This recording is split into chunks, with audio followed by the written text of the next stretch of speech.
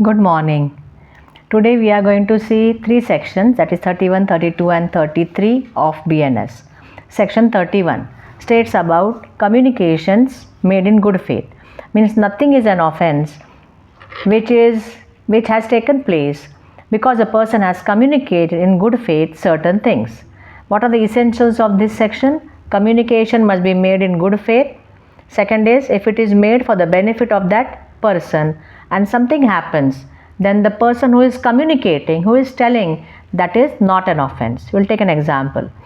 The doctor sees all the reports and all, and he tells the patient, see, you are suffering from certain disease which is fatal. The doctor has to tell the truth, because based upon that only he can start the treatment, he can take the consent of the patient. So he is communicating in good faith for the benefit of the patient, the position of the patient. But what happens? The patient takes a shock and he dies thereof immediately. The doctor is not liable here because he comes under section 31. 31 states that no communication made in good faith is an offense by reason of any harm to a person to whom it is being made, if it is made for the benefit of that person. So communications made in good faith, the person is not liable. This is section 31. Got it? Now section 32. Section 32 states about when acts are being done by a person under threats.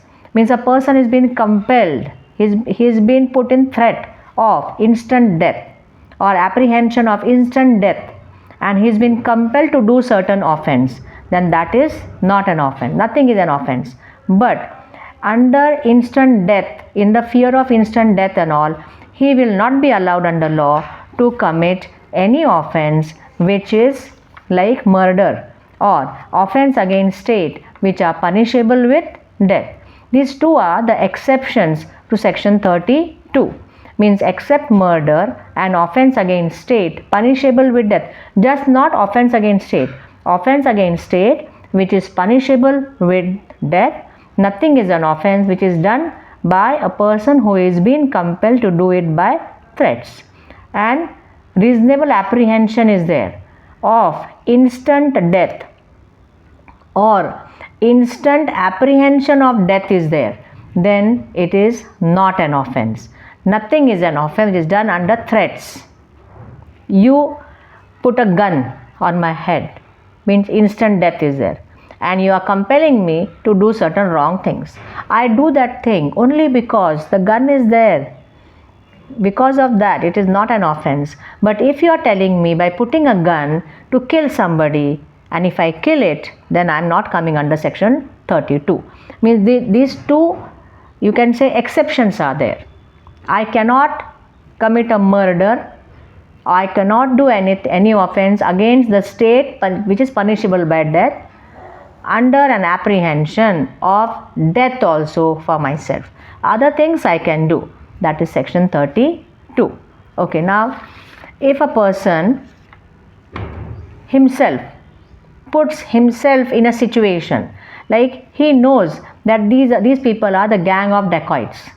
He himself goes there, he meets them, means he becomes a member of the gang of the dacoits, and thereafter the dacoit compel him to do certain things, then he is not protected under this section. But if the gang of dacoits take him away, they seize him away and then compel him to do certain things, then he is doing it under threat, under the fear of instant death, then he will be protected. This is section 32. We'll revise it again. Section 32 is telling that act to which a person is compelled by threats is not an offense if the threat is relating to instant death to that person. That will be the consequences. So he can do certain things, but is not allowed to do any murder or any offense against the state which is punishable by death. This is section 32. Okay, the next section is act causing slight harm, which is also called as what? Trifles. We have to live in the society, we have to live with a policy. That is what? Live and let policy. We have to ignore for certain things. Slight harm may be caused. We have to ignore it. So trifles are being exempted here. Nothing is an offense which is done by a person because of which, or he is knowing that likely to cause some harm is there, if that harm is so slight that no person of ordinary prudence is going to complain. I'll read the section.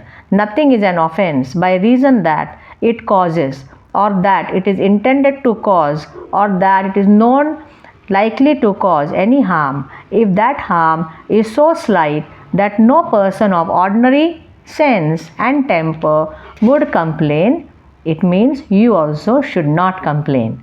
And if you complain it also, the accused can take the protection of section 33, that this is just a trifle, no person of ordinary prudence would have come in the court, and he will be exempted because it is not an offense. See, when there is much rush on the railway station or a bus stop, we are entering into the bus or we are coming down from the bus, people get hurt, people push the other, we get a little bit hurt, the other person says sorry, we also just give a remark to him, or you may not give a remark also to him and you'll go away. That is a slight harm which we have to consider it, because these things can happen, this may happen. Got it? Therefore, for slight things you should not complain, and if you complain also, this is a good defense under section 33.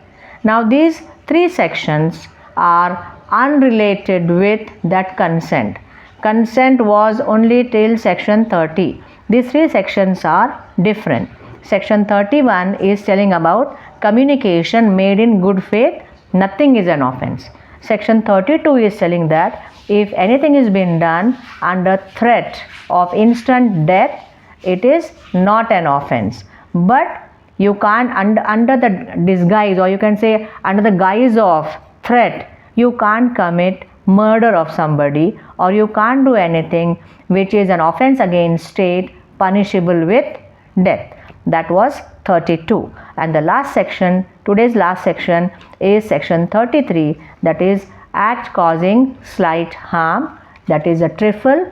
You have to ignore it, though you should not complain about it. And if you complain, law says nothing is an offense here. Got it? Bye bye. See you in the next video.